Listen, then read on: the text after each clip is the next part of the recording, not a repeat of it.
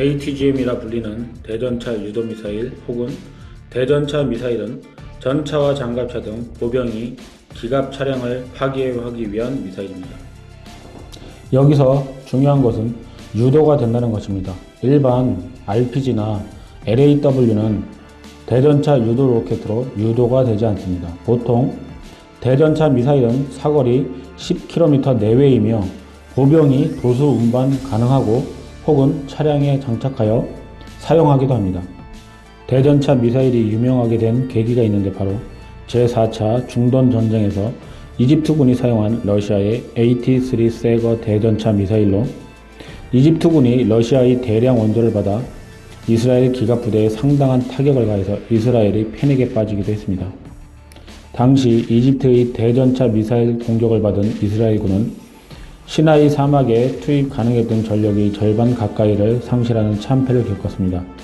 앞서 2일간의 전투에서만 이스라엘군은 300대가 넘는 전차를 잃었고 골란 고원까지 하면 800대가 넘는 전차가 파괴되었습니다.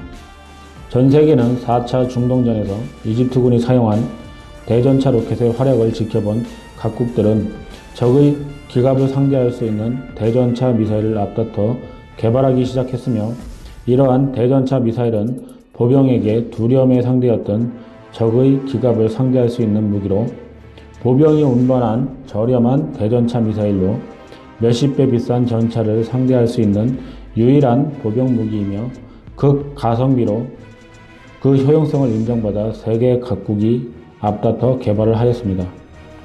대전차 미사일 중 가장 유명한 대전차 미사일로는 미국의 FGM-148, 즉 제블린 대전차 미사일로 3세대 적외선 유도 방식의 대전차 미사일입니다.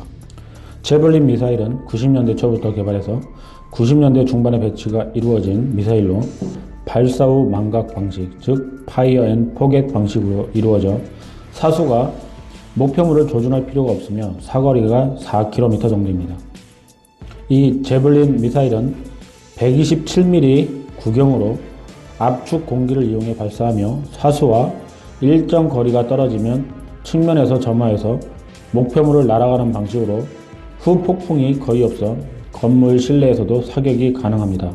또한 무서운 점이 목표물을 직격하는 방식과 목표물 상공으로 치솟아 목표 상부를 타격하는 상단 어택 방식이 존재하며 상부를 800mm 떡장갑을 하지 않는 한 모든 전차는 분해가 돼버리는 무시무시한 공격 방식을 자랑합니다.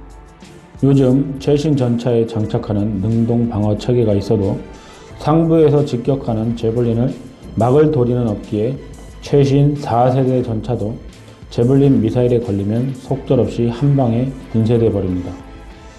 또한 적외선 실커를 갖추어 미사일이 대형이지만 그만큼 사거리도 다른 대전차 미사일에 비해 4km로 넘어 굉장히 긴 사거리를 갖추고 있습니다. 또한 사수는 산 능선에서 숨어서 목표에 발사하고 바로 자리를 이탈하여 생존성이 높으며 알라이 요술봉인 RPG-7의 경우 후폭풍이 강해 후방 15m 이상 공간이 있어야 하지만 제블린은 단 몇 미터만 있어도 발사가 가능해서 시가전시 방에서도 발사가 가능한 미사일입니다. 또한 엄청난 보급 수량으로 소대급 대전차 화기입니다. 하지만 값이 한 발당 3억 이상으로 비싸기 때문에 천조국이 아니면 대량 운영이 힘듭니다. 미국도 최근 총알 쏘듯 전장에서 쏴 제끼는 바람에 너무 비싸서 다시 무반동총을 꺼내와 사용할 정도입니다. 이렇듯 미국의 제블린은 탑에 속한 대전차 무기이며 한국도 기존에 사용하던 낡은 대전차 미사일을 대체하기 위해서 제블린 구입을 생각했지만 제블린은 너무 고가의 무기라 구입을 하지 않고 대한민국의 기술로 자체 개발이 결정되었으며 미국처럼은 아니지만 한국도 한국전쟁에서 받은 북한 전차에 대한 트라우마로 인해 대전차 무기에 집착하는 군에서의 요구로 개발한 것이 현궁입니다.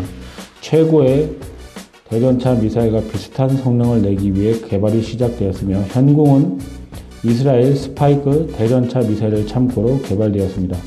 그동안 한국이 운용한 90mm, 106mm 무반동총, 러시아의 메티스-M, 토우 등 기존 노후화된 대전차 화기를 대체하기 위해 개발되었습니다.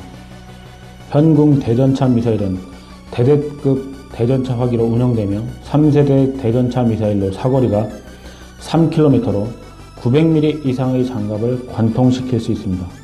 현궁은 발사기와 탄두를 합쳐서 13kg으로 미국 제벌린은 22kg이나 됩니다.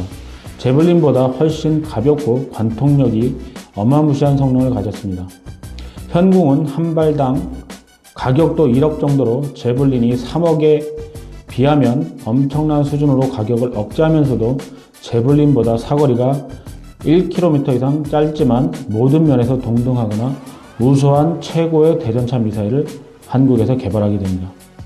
현궁은 그리하여 2016년 양산이 체결되고 2017년 5월 초도 양산품이 품질 인증 사격에서 합격되어 본격 양산에 들어갔습니다.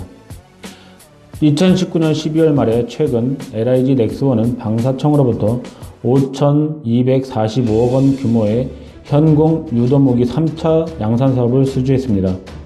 계약 기간은 2020년부터 2024년 12월까지이며 한 발당 1억인 현궁 발사대까지 포함하면 3,000대에서 약 4,000대 해당하는 수량이며 1, 2차 양산이 얼마나 진행되었는지 모르지만 3차 사업만 사업비가 5천억 원이 넘는다면 대량 양산으로 현궁 미사일도 1억에서 몇백은 낮아졌다고 생각하지만 5,000발에서 7,000발, 즉 2024년 말까지 미친듯이 생산해서 육군 대대급에 다 장비할 계획으로 보이며 이러한 수량은 비단 북한만을 염두에 두고 생산하는 것은 아닐 것으로 생각됩니다.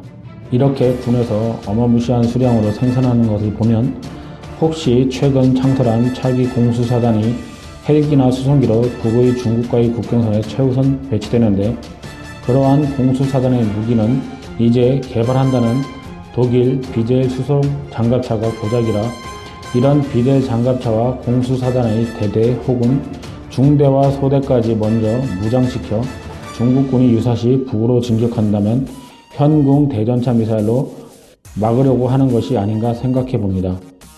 왜냐하면 최근인 2019년 12월에 군은 LIG 넥스원과의 현궁 3차 생산 계약을 5천억 원이 넘는 계약을 체결하였는데 이것은 1차와 2차 생산 사업이 있었고 3차 계약으로는 너무나 많은 금액이라 미국처럼 소대급 무기도 아닌 우리는 대대급 무기인 현궁인데 생산 수량이 많은 것은 아마도 차기 공수사단의 중대 혹은 소대급까지 싹 다 보급하려고 하는 것이 아닌가 하는 의문이 듭니다.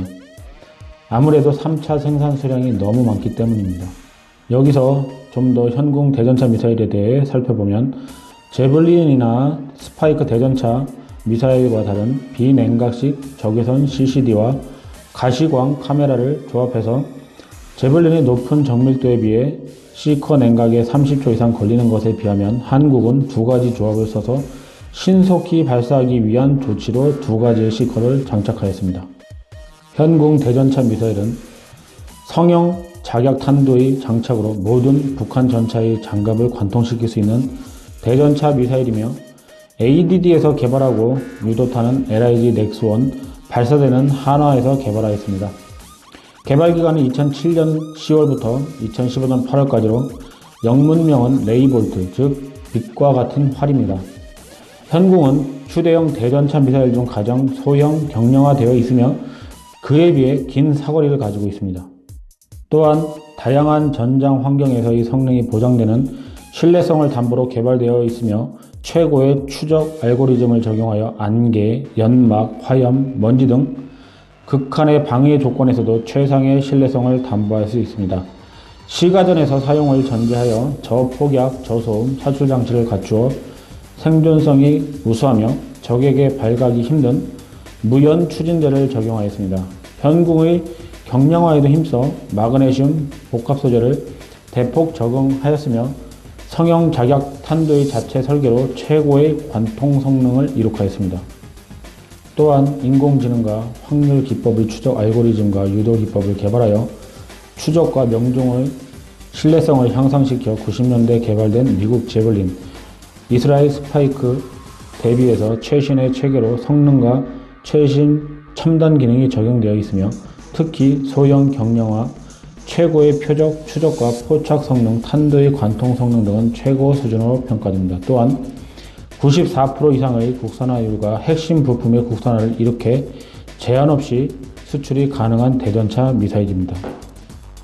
이러한 현궁은 공식적으로 수출된 적은 없습니다. 그러나 예멘 반군과의 전쟁에서 사우디와 UAE가 전투 시 사용하는 영상이 다수로 올라와서 비공개로 수출되어 있으며, 소문에 의하면 급박한 예멘 내전에서 사우디가 급하게 요구해서 국군의 초도 생산분을